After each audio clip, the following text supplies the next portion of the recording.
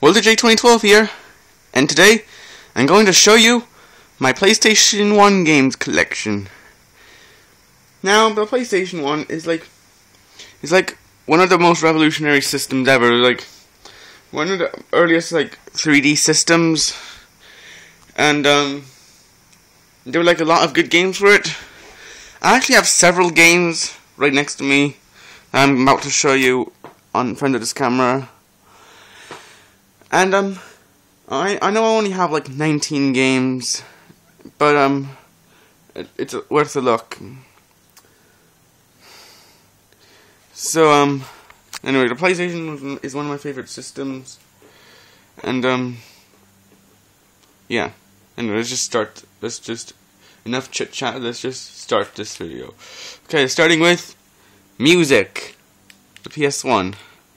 Now, as you can tell, this is in a custom case. Simple reason being, it didn't come with a proper case. All it did is come with the quick start guide and the disc, and that was it. There was nothing else. Yeah. This is a good game. It's a bit limited though. It's like some sort of, to me, it's sort of like an early version of FL Studio. Yeah. It's a good game. They also play CDs on this too, with awesome effects. If I remember making a video of me doing that. You can check it out in the annotation, right on the left, top left. Yeah. So it's a good game, but a bit limited though. The CD player is awesome. Yeah. A Bug's Life. Now, this is the second PS1 game I actually owned, and it's also the first PS1 game that actually came in a proper case that I have. Yeah. It is a good game, and it's developed by Traveller's Tales, and yeah. And it's a good game. It has good graphics for the time being. Yeah. The levels can be a bit challenging, but the bosses aren't too hard, though. You need to find a super berry to get them. Yeah. And you can also see the clips from the movie. Yeah. Yeah. These screenshots, yeah.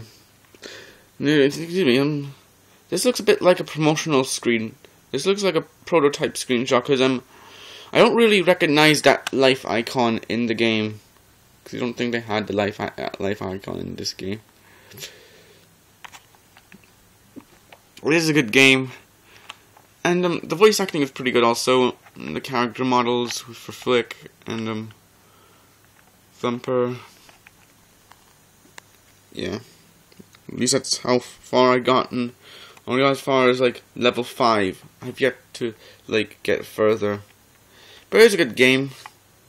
I suggest you pick this up if you're into Pixar. Toy Story 2: Buzz Lightyear to the Rescue. Now this is the first Pixar game to be published by Activision in multi-platform. Well, except for the Game Boy Color version, which was published by THQ. But whatever. Yeah. It's a good game, but I'll tell you something that'll happen in the in most of the PS1 games I own. Because some of the games I got them in Spain. I got them from my cousins in Spain. So most of the games I own won't have a language selection. There will mostly them will be in Spanish. This game's an example of one. Yeah. It's a good game though. And I think this game used the same engine as Bug's Life. I'm not sure. And the controls feel pretty good as well. And the music. Yeah. Music's from PC Music Limited. Yeah. It's a good game. And it's one of my favorite PS1 games ever. I suggest you pick this up. Because it's just awesome. Because I'll tell you one thing though. The box is a bit scratched though.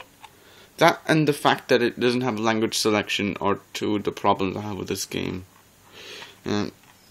It's pretty fun also anyway. Okay, next game. Digimon World. Now this game's an RPG, as you may not have noticed. Yeah. It's an alright RPG and it's an alright game, I guess. Again, this is like has no language select, and yeah. Although I do find this quite dull, though. Yeah.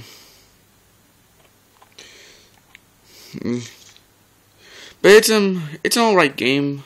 It's not the best game, one of the best games I've ever played. Yeah.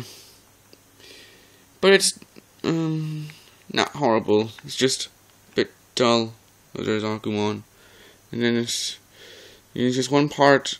And it's in Spanish, but I'll translate a part of it, and they say that in this game that the Digimon's forgotten their own language, but basically their language just involves human language. If you've seen the animes and maybe played some of their games, yeah. But it's a decent game. It's not the best game I've ever played, but yeah. But the next game is definitely a lot better. It's Digimon Rumble Arena. Yay! It's another one of my favorite PS1 games. Yeah, and it's a fighting game, and it has a huge character roster. You can pick characters from Digimon Adventure, Digimon Adventure 02, and Digimon Tamers, the first three Digimon seasons. Yeah, and unlike Rumble Arena, unlike World, this game has a language select. This game is good, and the music's pretty good also, and the graphics actually look fantastic for a PlayStation 1 game. The game was released very late in the PS1's lifespan. It was released 2002 or 2001 in Japan. But 2002 was very late for a PS1 game, and the PS2 would have been released. Yeah. This game is probably my third favorite. It's probably my third favorite fighting game. Not as good as Smash Bros. Melee and Street Fighter 2. But it's a pretty awesome game. It's like one of my favorite PS1 games, and you can see the characters are CG rendered. It's alright, and yeah. Good graphics, good music, good voice acting, pretty much good everything. Yeah. I suggest you pick this up for sure. Harry Potter and the Chamber of Secrets, based off the book movie. Again, like I just used that term in my GameCube games collection video. Anyway, this game is different from the this game is the theme's a 3D action adventure, and it's a good one at that. It has alright controls and graphics. Again, this was released 2002. And yeah, it's an alright game, and although compared to the GameCube, PlayStation 2 and Xbox versions of the game, this version is pretty crap. But I'm not saying it's a horrible game. Yeah. Yeah, just crack in the box thing. Yeah. Because this version of the game was developed by Argonaut Studios. And they developed Croc. Yeah. And Croc was one of my favorite PS1 games and PC. Never played the Saturn version. Anyway, this game was also the last Game Boy Color game to be released in America. That game was pretty good also. Anyway, this game's graphics are pretty good, and the voice acting was alright with Ron and Harry. Yeah, and the minigames were awesome as well, like the one where you had to like throw gnomes, like hurdling contest, and yeah, it was pretty fun. I liked to hurdle those gnomes around like there's no tomorrow. Yeah, this game was pretty fun. But I'll probably check out the GameCube, PlayStation 2, and Xbox versions, because I heard they were a lot better. Because they were developed by a different company, Eurocom. Anyway, next game is a must-have for any PS1 owner. Crash Bandicoot. This game is amazing. I mean, words cannot describe how awesome this game is. It's just great, and it's like there's a 3D platformer, and it's like linear. And this game was rivaling with this was competing with Super Mario 64, which I also have. And this game is effing amazing. I mean, the graphics in this game were fun, and the graphics in this game were fantastic, and the gameplay, although it was linear, it was a good kind of linear. But the fact that you couldn't use the analog stick in this game was pretty dumb, so. But I suppose it kind of makes sense since this game was released before DualShock was invented. Because I think DualShock was invented around 97. Yeah. This is a good game. I suggest you buy this game. It's one of my favorite PS1 games. It's just so great. So, pick this up if you can. And when you're at it, also get the sequel. Crash 2, Cortex Strikes Back. Yeah. This game is just as good because the humor was witty and the graphics were better, and the controls were also nicer as well because this game actually lets you use DualShock. This game actually lets you use analog control. Yeah. And it's a good game. It's one of my favorite. It's also one of my favorite games ever. But must also get Crash Bandicoot Warped, because I heard that was the best Crash Bandicoot game. Pick this game up if you can, because it's awesome. Just as good as Crash Bandicoot 1, if not better even. Okay, next game. PacMan World. It's another one of those games that don't have a language select. It's in Spain. It's from Spain. Yeah. This game is a 3D. I think it's the first 3D Pac-Man game, or Pac-Mania, Pac-Man Mania, whatever it's called. I don't think that game was 3D. It had 3D visual, but that didn't really count. But anyway, this game, it was like a 3D adventure. It was like a fun 3D adventure. It was like had the classic Pac-Man and more. And yeah, this game was actually pretty fun, and it was like you had like. I'll tell you something though. Oddly, the right analog stick does the same thing as the directional buttons and the left analog stick. That's weird. I was assuming that would be a camera. Anyway, this game also includes the classic Pac-Man that we all know and love. Remember, it was also used in the Pac-Man Namco Museum 64 for Nintendo 64. And that game was actually not bad. You can see my gameplay footage of it in the annotation. I'll put it in the top right. Anyway, this game was actually fun to play because, like I said, the maze elements and the 3D environments were fun to explore in, and the graphics are also nice as well. And it was the 20th anniversary. Yeah. Although this was kind of celebrated for the 30th anniversary, this game was actually released in 1999. And PacMan was made in 1980. But well, close enough. Yeah. Again, this game does not have a language select. Yeah. It's a good game though. The Smurfs! Which, I don't know, it's Spanish again, but it's multilingual, so that's good. Yeah, it's published by Infogrames, which was famous for like publishing stuff from Belgian comics and some Looney Tunes games too.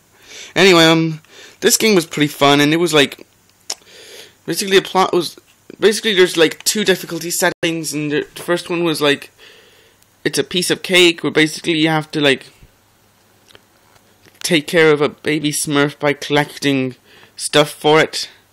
And then later in It's No Picnic, it's basically in adventure mode.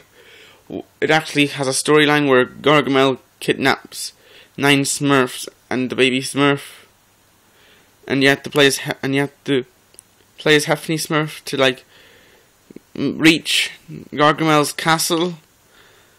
Yeah, it is a good game, but I have 2 problems with it though. First of all, this game does not support analog control, which I kinda don't like. But it's 2D platformer, so I guess I can live with that. And I forgot what I was gonna say. Anyway, I like how it says it's my first PlayStation game. Yeah. And it's not completely in Spanish. It has a language selection. Anyway, I was saying, oh yeah, I remember now. This game is quite short because when I complete a world, it automatically gets like 13% already. So, yeah, this is a good game, but not the best. One of the best I've ever seen. The Simpsons Wrestling. Now I heard that this game was actually pretty bad, but I actually beg to differ because yeah, it's actually a pretty decent game. Yeah, and it's also like a typical fighting game, and it's like wrestling, and they were like, and it's featuring the Simpsons characters, and it's not a battle game, and but the graphics are hit and miss, so yeah. And to tell you the truth, this game actually has the best condition of all the other ones. I don't know if that's a bad thing or not. The manual is actually pretty darn good. Yeah. I think the graphics in this game are cel-shaded. Yeah, I'm pretty sure they were. But this game was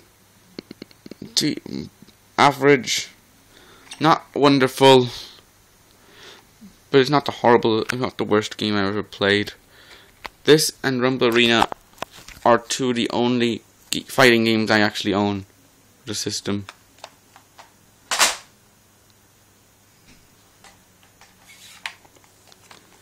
Tarzan. And you can see this like something about get a free platinum PlayStation game and see the inside, but there's nothing in the inside except for the manual and disc. Anyway, this game is based off the movie, and I think the book too, but mostly the movie. And This game was actually pretty good. It's not a bad little game. It's a great PlayStation 1 game, and I actually think it's pretty good, and the graphics were not bad either. Yeah. Again, this is one of the games that does not have a language selection, so yeah. But this is a good game, and this is a screenshot today. That screenshot actually kind of remind me a lot of Tarzan Free Ride or Tarzan Untamed if you live in the US for the GameCube. I don't know. Anyway, this is decent. This is a good game. Yeah, and nice movie clips too. I say you pick this up if you can. Rugrats Search for Reptar, or at least I thought that was the game I was gonna get. But instead, I got Rugrats in Paris, the movie. I don't know why that happened. I don't know. But again, this game has no language selection. I stopped going on about that. And it's an alright game. It's developed by Avalanche Studios, which also developed Rugrats Royal Ransom. And it's also like one of the few Rugrats games I actually own. I have another Rugrats game, and it was Rugrats the Rugrats movie for the Game Boy Color. Yeah. Don't know why I got this game instead of Search for Reptar, but oh well. Sorry, but oh well. But despite me not owning this game, I have however played it. And let me talk about this game for a few minutes. Now, this game, it was actually pretty good, and the music was like Rugratsy, and there's like, it sounds like music that you would hear in the show, or at least similar sounds for music in said show. Anyway, and then the graphics in this game, they were alright, I guess. Although I preferred Rugrats in Paris's graphics over Search for Reptar. Yeah. Basically, and the story was pretty crap too. Like, basically, Tommy loses the pieces to Reptar's jigsaw puzzle, and so you have to collect all 12 pieces in order to win the game. I know that sounds like a really crappy story, but we all lived with it. Anyway, this is a good game, and Rugrats in Paris the movie is a good game. Yeah. Yeah. Don't know why I didn't get the right game though. Okay. I just have to stack up so I can at least reach it. Anyway. Hercules. Now this is an. I wish I wouldn't repeat myself about the language selections. And this game, this is a 2D platformer with like 3D environments. Basically, it was like a 2.5D game. Yeah, and it was a good, and it's an alright game, and it includes nice movie clips too. As you can see, the screenshots look like it's one of the best games ever, because they mix 2D with 3D. You know, just like the Amazing World of Gumball. Let's just get on with that. Anyway, well, there's something interesting about the game's manual, though. Let's just open this up first. This is Duracom. We don't care about them because they're out of business. Anyway, now this looks like the typical manual, except for one thing. You may notice that the manual is a bit shinier than most manuals, and the pages are slightly thicker. I don't know if that's a good thing or not. I assume it is. Yeah, we don't care about that. And also, the game's manual ends here, and oddly there are no credits to see who made this game. Yeah. Yeah, the box is not the best, but I have other games that do that, so I'm not surprised. Put these away.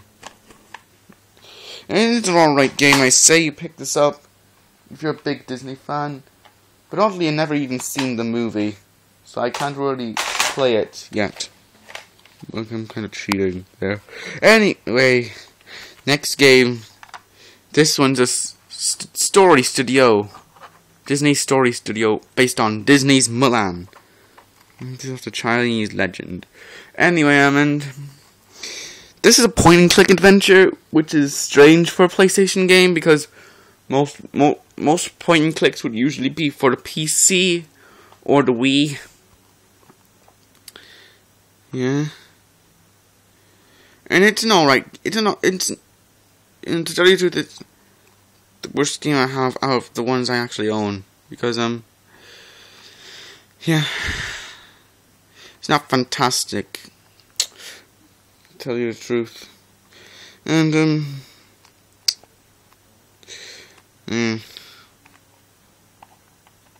I really don't have much to say about that game. Okay, next game, and I'm telling the truth when I say this is the last one that's actually has no language selection. Disney's Dinosaur. Yep, this is one of the few Disney games that was published by developed by Ubisoft. Or published by Ubisoft, I'm not sure. Yeah, it was published by Ubisoft. Yeah, and Ubisoft's a good company, and but this game was not really that great, in my opinion. Although it has a good dinosaur encyclopedia, I'll give it that. And but this game's graphics are meh, and you honestly don't know what to say. This is better than Mulan, though. The game, not the movie. I've never even seen the movie Mulan. Or Dinosaur. Anyway. Rayman! Another one of my favorite PS1 games. It actually feels quite heavy, too. An odd thing, though, about this game is that when it's a PS1 game, you assume that it would, like, play on my PS2, right? Well, I'm sorry to say you're completely wrong, because this game does not seem to work on my PS2 for some reason. But the game does work on my PS3, so at least I can judge it from there. Now, this game is actually a pretty fun game, and it's the first Rayman game ever, and it's like an awesome game. It was back when, like, Rayman was like all cool and stuff, and it's all colorful, and yeah, and it's all. I know, and deep down, it's really fun to play. The characters are pretty awesome too, like Mr. Dark as the main villain, Mr. Dark. He's just an awesome dude. I wish he'd return in another Rayman game. Yeah. I think there was a fan game that had Mr. Dark in it. I'm not sure. Anyway, this game's alright. Why I can't play on my PS2, I have no idea. But it does work on a CD player, so you can at least listen to the music in the game. So that's nice. And oddly enough, this is the oldest PS1 game I actually own. This dates back to 1995. And then the newer games I have in the PS1 games are released 2002. And those only two games were Rumble Arena and Harry Potter and the Chamber of Secrets. So, yeah. It is an awesome game, but this game's awesome. I say you pick this up if you can. But if you do, play on the PS3 or maybe a PS1 system if you have one. Because this does not work on the PS2. I repeat, this does not work on a PS2. Or at least this doesn't work on my PS2. That's the oddest thing that ever happened to me. Okay, these last two games are Final Fantasy titles. Oddly enough. Oh, I don't know. Final Fantasy VIII. I don't know why I don't have Final Fantasy VII, but okay. Actually, I didn't really buy this game myself. My brother Dylan actually wanted this game, along with Final Fantasy IX. Yeah, and I don't really know why you can't skip the cutscenes in this game. Maybe because it's like RPG, and it's more serious RPG, and this game comes with 4 discs. Yeah, I don't really know why, because PS1 games are big enough as they already are. They don't really need 4 discs now, do they? And here you go, the manual. Let's take it out if we can. Okay, I'm just gonna view the manual for a minute. We're gonna flip it in, open. There's Final Fantasy VIII. Here are the characters. Here we open the pages. She's cute, and so is she. And anyway, just getting started. Yeah, and oddly, there's a section for a Pocket Station, which is weird because they don't even have those released in Europe or USA, which is weird. I don't even know why they even need to put a Pocket Station section in this thing. It doesn't seem necessary, in my opinion. Well, we all live with it. Just skip a few pages. Anyway, here you go, the official strategy guide. We can buy it from Piggyback, which is weird. I'm more familiar with the ones that they have with Brady games. Anyway, here's the figures that you can get from Bandai. By the way, if you weren't familiar with Bandai, I'm pretty sure you saw 2 of their games already, and those 2 games were Digimon World and Rumble Arena. You know them. They made Digimon, and I think Power Rangers and Naruto as well. I'm not really a huge fan of RPGs, but this is the last game. I repeat, this is the last game. Final Fantasy IX. Yeah, and this is I honestly never played this game. Again, this is one of the games that my brother wanted to buy. Let's just open this. That's not a good sign. And notice you don't know the names of the characters, because this game does not come. This copy does not come with a manual. I don't know, but why is this character actually reminding me of Curly Brace from Cave Story? I don't know. Oh, same thing happening again. Yeah. So anyway, that was my PS1 games collection, and I hope you enjoyed that, because that was like that was actually a quite big collection. When I might buy some more PS1 games when I get a bigger collection, but yeah. Hope you enjoyed this video, and this is World of Jake 312 signing out.